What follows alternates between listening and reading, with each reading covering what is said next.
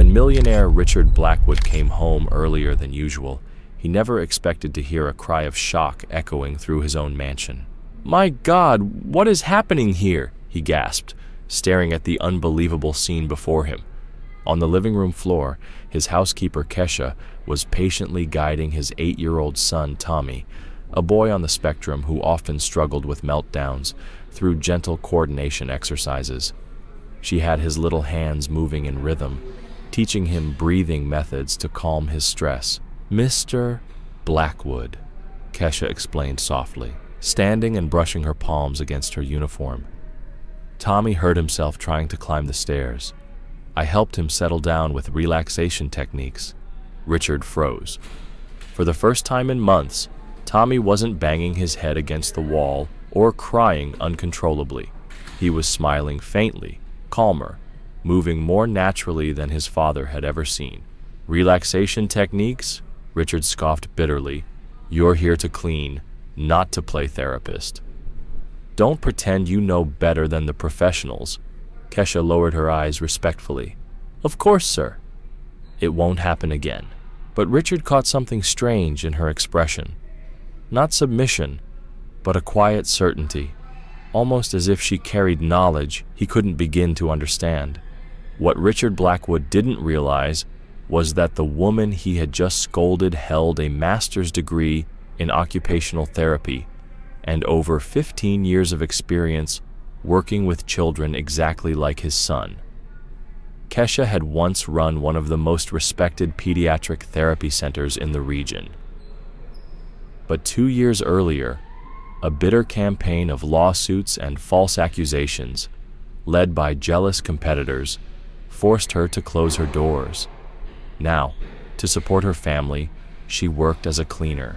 Later that evening, Richard shouted at Tommy for struggling to tie his shoelaces, something Kesha herself had been quietly teaching him over the last 3 months. "Are you useless?" "It's simple," Richard snapped, the boy's eyes filled with tears as he covered his ears, trembling from the harsh words. Richard simply waved for the nanny to handle it, but Kesha, heart-pounding, made a silent vow. From that moment on, she began recording every cruel word, every scene of neglect, every moment of humiliation the boy endured under his father's roof. What Richard didn't know was that the woman he thought was just a cleaner had far more connections and far more power than he could ever imagine. And the evidence she was quietly gathering would soon become his worst nightmare. If you're drawn into this story of quiet strength and justice, make sure you subscribe right now, because what Kesha was preparing behind the scenes would flip Richard Blackwood's perfect public image upside down. 3 days later, Richard decided to make an example out of her. He called all 5 of his female staff into the main hall, pacing like a predator as Kesha stood in the middle. "Ladies," he began coldly, "each of you has a role here. Cooks cook, nannies look after children, cleaners clean. Anyone who crosses boundaries will face consequences." He stopped in front of Kesha, eyes glinting.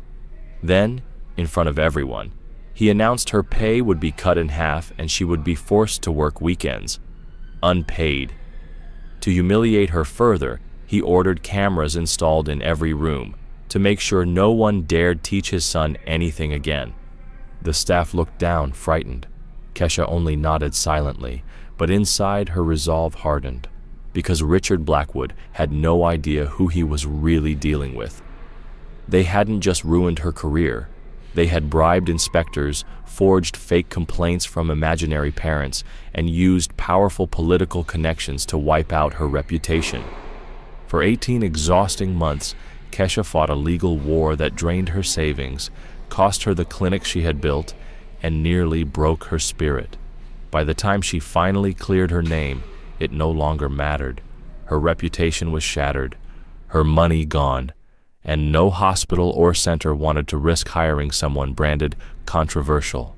To survive, she took cleaning jobs, supporting her diabetic mother and paying off endless legal bills. But what those who destroyed her never realized was that Kesha had kept something far more valuable than money. She held evidence, documents exposing corruption, recordings of conversations that revealed ugly truths, and most importantly, a network of allies, investigative journalists, civil rights advocates, and influential parents whose children she had once helped. One afternoon, while scrubbing Richard Blackwood's bathroom, her phone buzzed.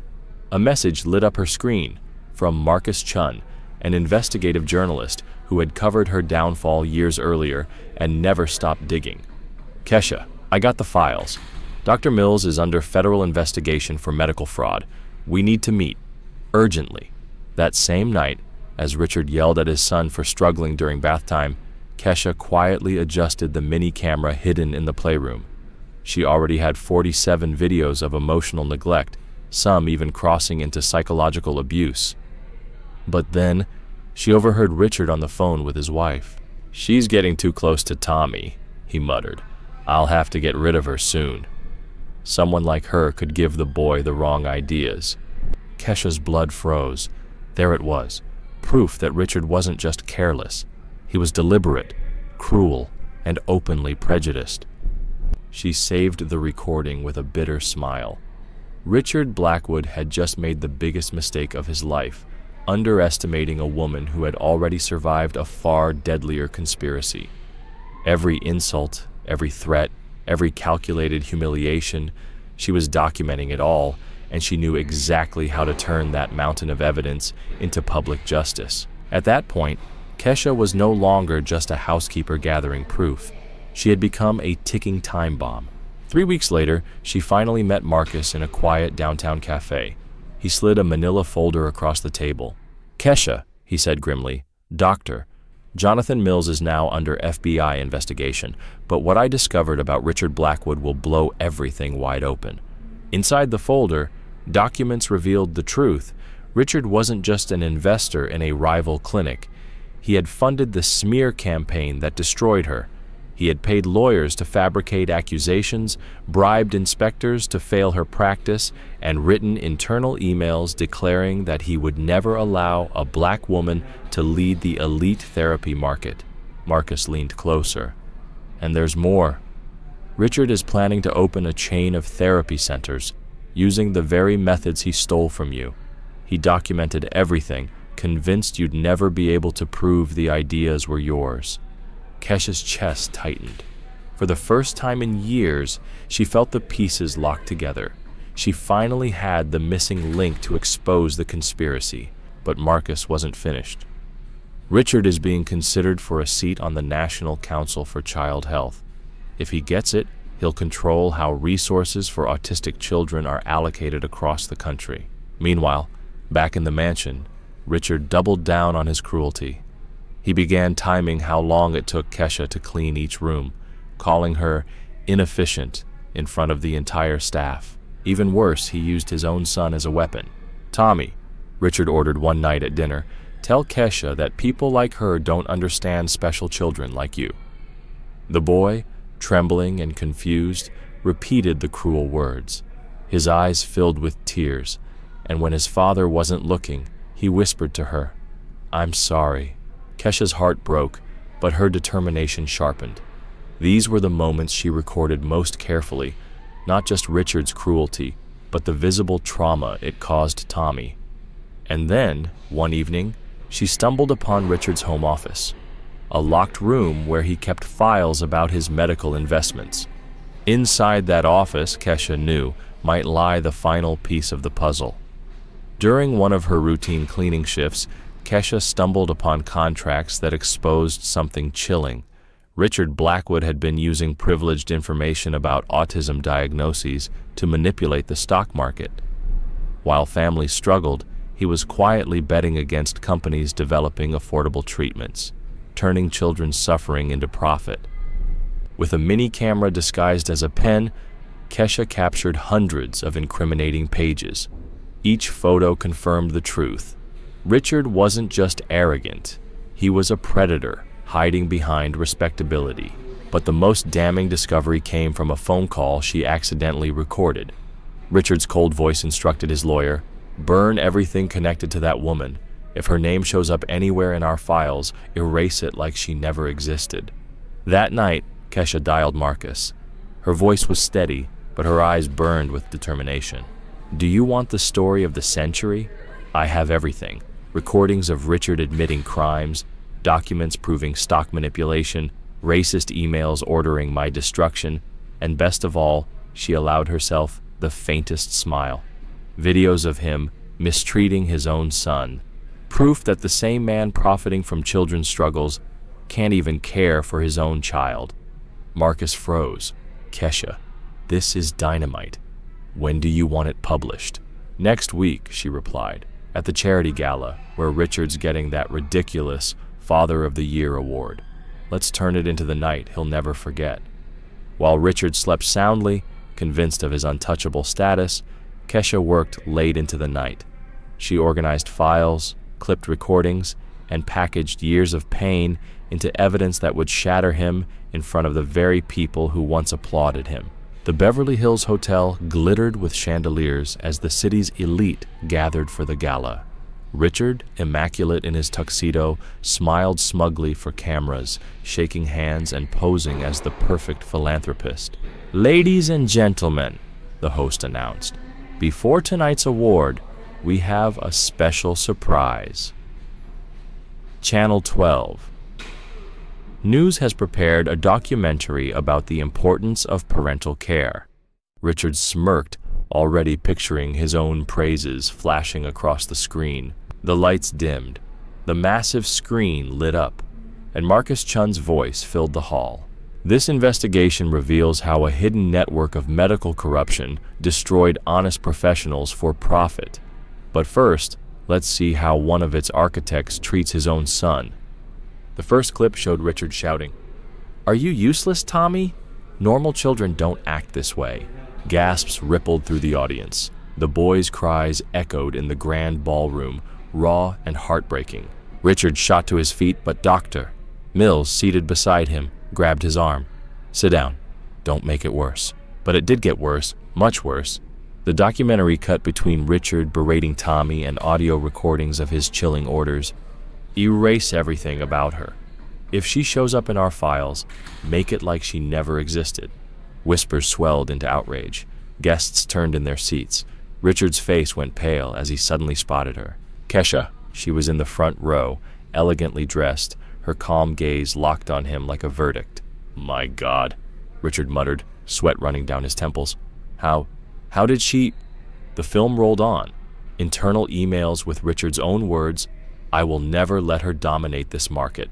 Destroy her, no matter what it takes," followed by bank transfers proving bribes to lawyers and inspectors. Dr. Mills tried to slip away, but Marcus stepped onto the stage. His voice cut through the room like steel. "Dr. Jonathan Mills, please stay seated.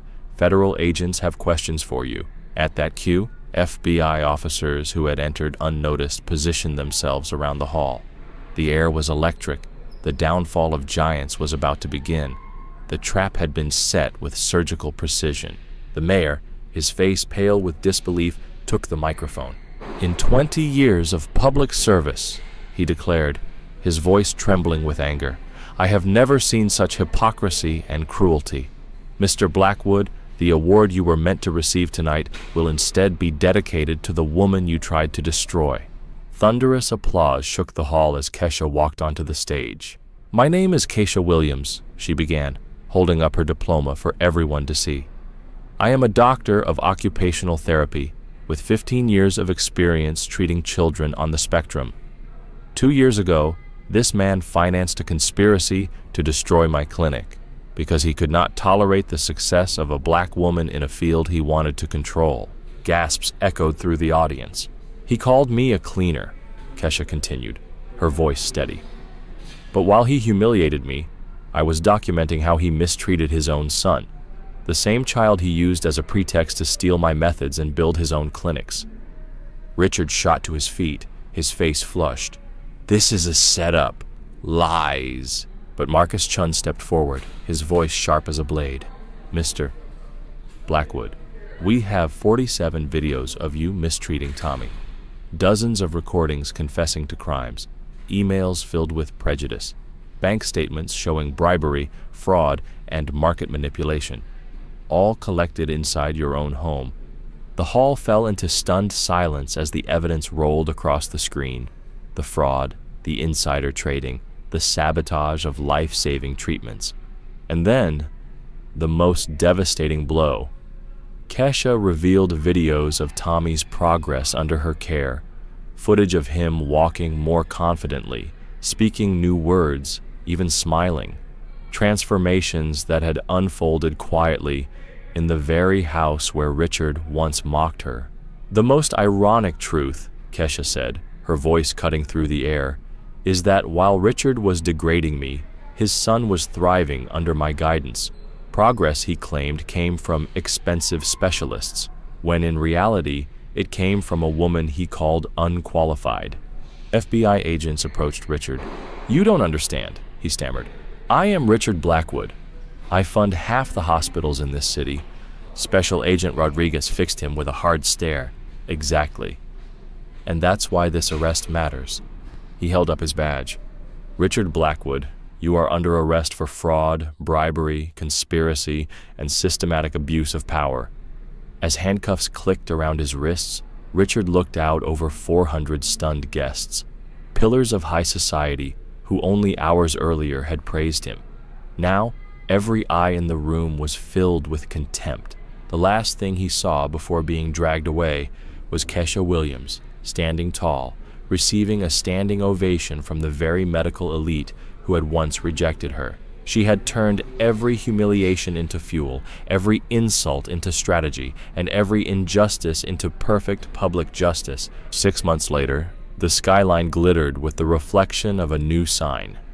The doctor, Kesha Williams Child Therapy Center. The 4-story building bustled with life, funded by ethical investors, grateful families, and, ironically, assets seized from Richard's downfall. "Dr. Williams," her assistant Jennifer reported, "we have an 8-month waiting list and 3 offers to expand to other states." Kesha smiled, watching through her office window as children laughed and played in the therapeutic garden below. Among them was Tommy Blackwood, now 9 years old, living under the custody of his Aunt Martha. Free from the constant pressure and scolding, the boy had blossomed. He spoke in full sentences.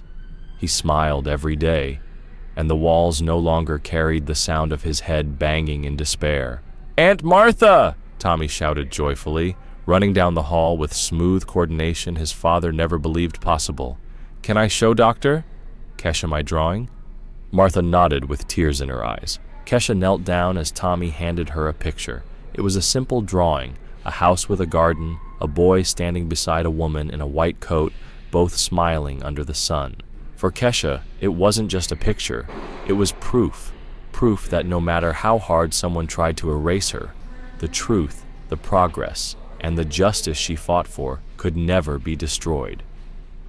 Martha Blackwood, a gentle 50-year-old woman who had always questioned her brother's harsh ways, stood by the therapy garden with tears streaming down her face. "Kesha," she whispered, "I don't know how to thank you." In just 6 months, Tommy has made more progress than in 8 years of all those expensive treatments Richard paid for.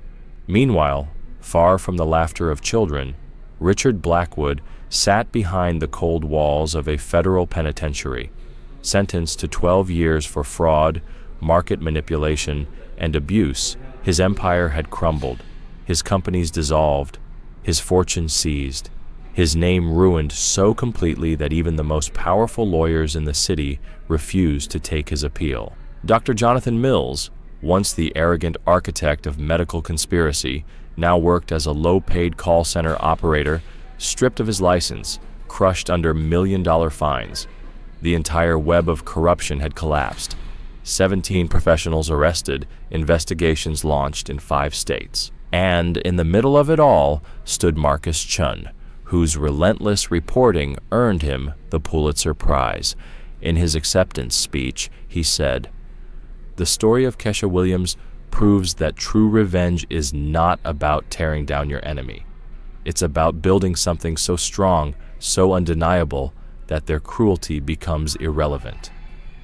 But for Keisha, the greatest reward wasn't awards or headlines. It was the hundreds of letters arriving every week.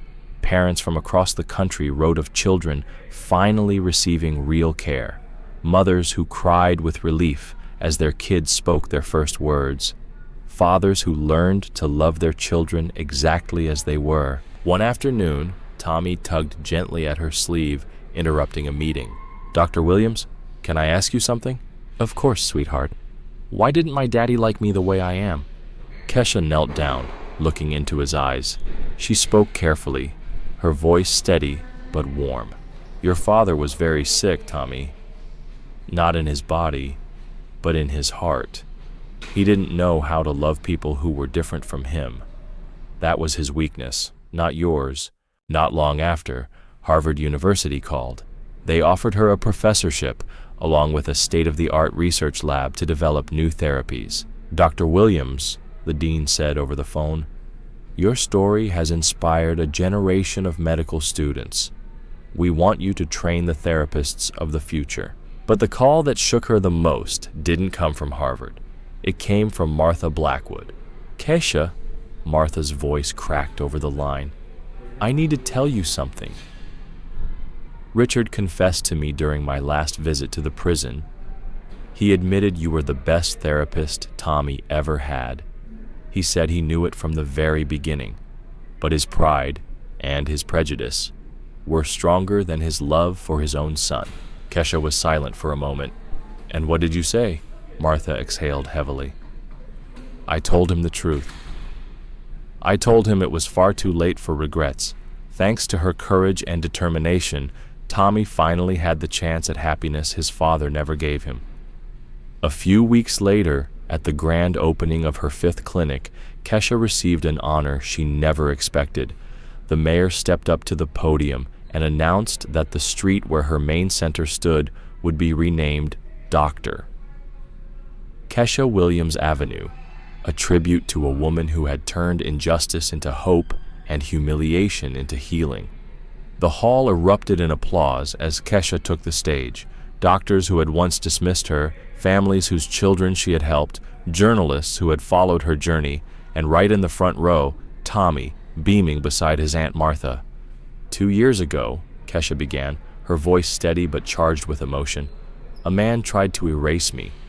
He used his money, his influence, and his prejudice to crush my career, all because he couldn't stand to see a black woman succeed in his world. The audience held its breath, but he made a fatal mistake. He underestimated me. He thought humiliation would break me. Instead, it became my fuel. Every day I spent cleaning his home while he mocked me, I was documenting, preparing, not for revenge, but for justice, to prove that privilege can't defeat perseverance, that cruelty can't silence competence." Just then, a small voice rose from the front row. "I want everyone to know something," Tommy said bravely, standing up. "Dr. Keisha saved me. She didn't just teach me to walk better or talk better. She taught me how to be happy being myself." The ovation that followed shook the hall. Keisha blinked back tears, gazing at the boy who had once been traumatized and silent, now radiating confidence, joy, and pride. When the cheers finally quieted, Keisha spoke her final words. "The best revenge is not destroying those who hurt you.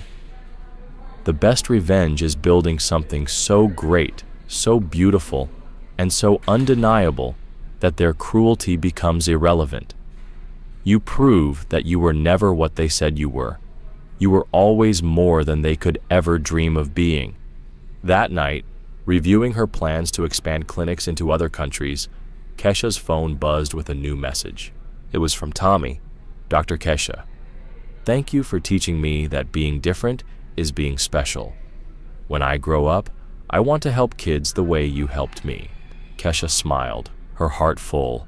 She finally understood that her greatest victory wasn't Richard's downfall or her own success. It was this, a child who could have grown up broken, now filled with hope, self-love, and the desire to lift others. Richard Blackwood had tried to bury her, but he forgot one simple truth. When you bury a seed, it doesn't die. It grows, it multiplies, and it becomes a forest. If this story of perseverance and justice inspired you, don't forget to subscribe, because true strength doesn't come from money or power. It comes from turning pain into purpose and injustice into inspiration. Sometimes, the very person they try to erase is the one destined to change the world.